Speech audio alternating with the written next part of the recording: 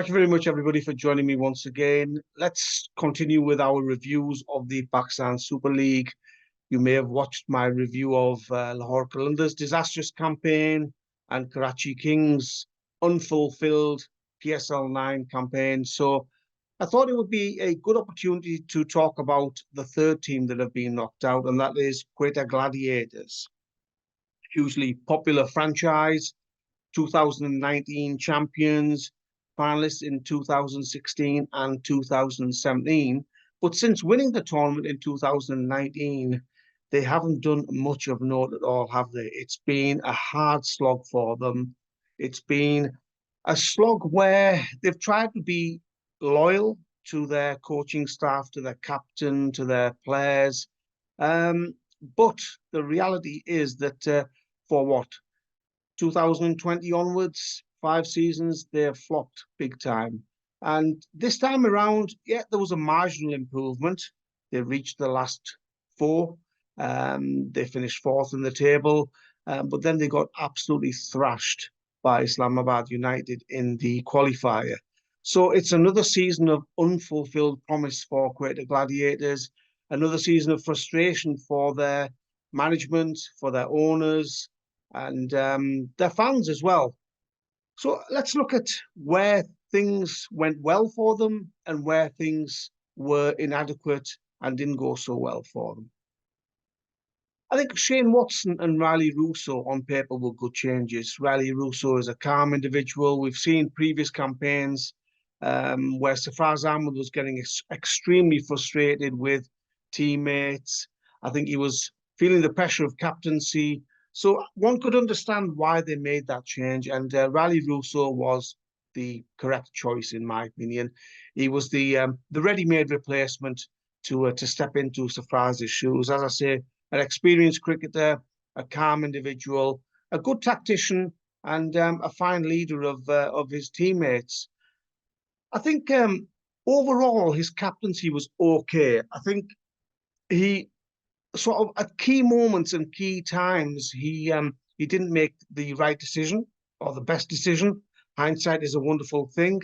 I think he'll look back on this tournament regarding his captaincy and think, yeah, there were a couple of team selections, couple of choices that were made, a couple of tactical errors at key moments that let the team down. I think he will be disappointed with some of his decision making as well. You know, he looks at himself. Some of the interviews, the post-match interviews, he was very honest and gave a very honest and truthful description of events when they lost, and he wasn't afraid to blame himself for some of the losses. So, and then Shane Watson, he was brought in as head coach, former Quetta Gladiators player, familiar with the management. Obviously, his playing record is second to none. Fantastic cricketer, as we all know, for Australia. I think he was brought in. He's got a little bit of experience in terms of coaching, but not a lot of experience. I think most of his I think most people recognise him from doing commentary these days. So I think a few people were surprised. I thought it was a good choice. I thought it was the right combination. You've got Shane Watson and Riley Russo there. So I expected Quetta Gladiators to do better this time around. Whether they will see finishing 4th and qualifying for the playoffs as acceptable only remains to be seen. But I think there's a bit of stability there now in terms of leadership within that group and within that squad. You've still got Viv Richards, the mentor, the king. You know, he's there supporting the players. He's cheering them on with his high fives. So he's another constant. He's another stable influence within that squad. So amongst them, Russo, Watson, Viv Richards, Nadeem Omar, you've got some continuity and stability there. So I think they need to build on that for PSL 10. Sarfaraz Ahmed, interestingly, went from captain to drinks boy, really, didn't he? He played 6 matches and he only scored 22 runs in 5 innings, which is hugely disappointing. So, as I say, he's gone from the leader, the captain, the focal point of that squad to being somebody just sat in the dressing room carrying the drinks and towels. I'm sure he'll be frustrated. I'm sure he'll look at his own form. I am sure that he will want to improve upon those numbers. Whether Quetta Gladiators stick with him in future remains to be seen. As I say, Nadeem Omar is a highly respected individual within Pakistan cricket. He's been very loyal to Sarfaraz Ahmed. Many felt that Sarfaraz should have been changed as captain, certainly at least a couple of seasons ago, but he stuck with him. And it'll be interesting to see what Nadeem Omar does regarding Sarfaraz Ahmed and what sort of role he has with Quetta Gladiators in future. The form of Quetta Gladiators, where it went wrong and what was right, it's like black and white. It's like chalk and cheese, really. The batting flopped hugely, and that's no overstatement. The bowling, I thought, was very good. In fact, I thought their bowling was as good as any within the Pakistan Super League this time around. So, looking at the batting first, Saud Shakil, some would have thought, a bit of a surprise, a bit of a gamble to be opening the batting in T20s. Many regard him as a test cricketer. Yeah, ODIs possibly, but I think not many of us expected Saud to have this sort of impact at the top of the order. Looking at his numbers, 323 runs, average of 35.88, and a strike rate of 141.66. So you can't fault him for his efforts. Yeah, a couple of key moments. He didn't get the runs that the team needed, but you can't expect a player to score 50s and carry the batting in each innings in this sort of tournament. Omer bin Yusuf only batted 3 times, looked good, certainly in that last game against Islamabad United. One has to wonder why he didn't play more games. Maybe the coaching staff, the captain and the team management know why he didn't. He was one of the plus points as well in a weak batting lineup, a batting lineup that underperformed. Nafe, we saw him at the start of the tournament play that wonderful innings, and everybody was like, whoa, this kid looks brilliant. This kid looks like the next big thing. He looks ready for Pakistan in the T20 format.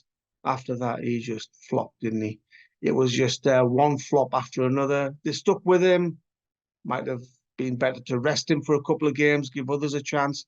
They stuck with him, but unfortunately, he underachieved. So I don't know whether that first innings went to his head or whether he became complacent or whether it was just a case of some good bowling, but he flopped big time after that one good innings. The 2 biggest flops, though, in this Quetta Gladiators squad were the 2 overseas guys. The 2 guys who Quetta Gladiators probably put their eggs in their baskets in terms of wanting them to perform. They were the key guys. They were the ones who I think the management expected the most from. Let's start with Jason Roy first, just 253 runs in his 10 innings. For somebody of his stature in the world game, for somebody of his calibre within T20 cricket, that is a massive flop. He just looked at times a little bit frustrated with himself. At times he played some strange shots. At times he just did not get going at all. So I think he'll look back on PSL 9 and think that just wasn't good enough. As I say, Quetta Gladiators were relying on him a lot. And for him to have those numbers of just 253 runs in 10 innings is very, very surprising. The skipper.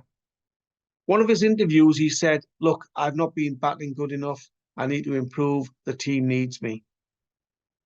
Just didn't happen, did it? 148 runs in the whole tournament. That's mind-boggling. It's eye-watering numbers for somebody of his stature and his standing in the T20 format. Don't know whether it was the pressure of captaincy or whether he was just out of form, but it was his strike rate as well. It wasn't just the fact that he scored 148 runs. Strike rate of 107. That's barely just over a run a ball, which is just incredible for a player as good as Riley Russo. Russo and Roy, 2 reasons why Quetta Gladiators did not make it further in this tournament. As I said before, the management were heavily reliant on these two, and they just did not perform up to requirements. The bowling, as I said before, the bowling has been as good as anything in this tournament. You look at Lahore Qalandars, you look at the other teams.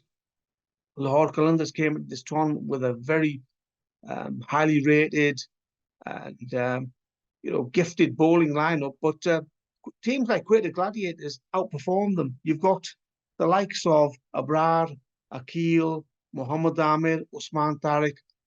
They were incredible. They were absolutely consistent with their economy rates. They managed to take wickets. The likes of Abrar and Akil managed to stem the flow of runs. Amir was fantastic at the death. He was brilliant with the new ball as well. So, and even Mohammad Wasim at times was decent as well. I know he went for a few in some of the games, but there's 5 bowlers there who did a wonderful job, and then you had some decent backup bowlers as well. So you cannot fault the bowling for Quetta Gladiators. I mean, 4 out of the 5 last games, Quetta Gladiators, the batting flopped. They were all out in all of those games. And, the scores ranged from just over 100 to about 140, 150. And you're not going to win too many tournaments with that sort of form with the bat. And the biggest problem was they didn't have like a go-to batter. Saud Shakil, yeah, he made some runs. But in that middle order, you needed somebody to hold the batting together. And unfortunately, Russo didn't do that. And, none of the Pakistani batters in the middle order were able to do that either. So they've got some work to do regarding their batting, definitely.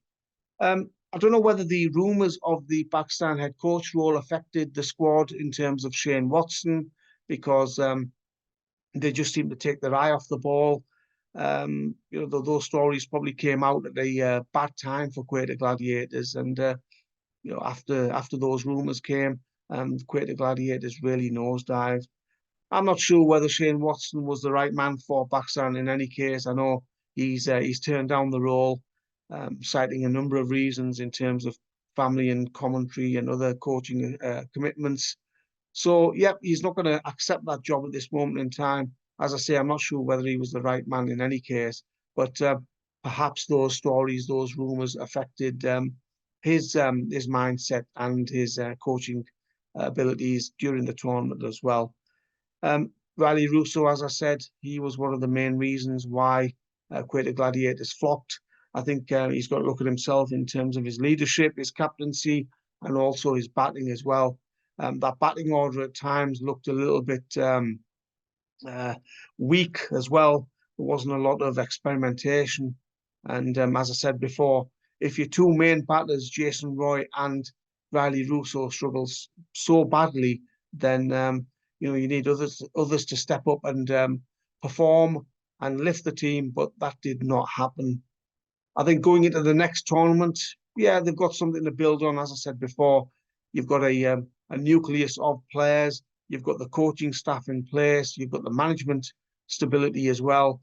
I think they need to make some big decisions in terms of who they draft, because I think some of the draft picks this time around were puzzling, to say the least. And they need to sort of look at some of the players, especially the overseas players. I think they're picking with regards to the batting, because as I said before, the bowling nucleus is there, and the Akil Hussain was fantastic, and then you've got a number of Pakistani bowlers who will stand them in good stead in future tournaments as well. But they've got to really look at that batting unit as well, because when you're just relying on a couple of players, 2 or 3 players, then what are the other guys in the team for as well? I know bowlers win tournaments, but it doesn't matter how good your bowling is, you've got to have batters to put those runs on the board, to put the opposition on under pressure, and also to chase those totals down. More often than not, Quetta Gladiators' batting lineup crumbled when the heat was on, and they succumbed to pressure from the opposition.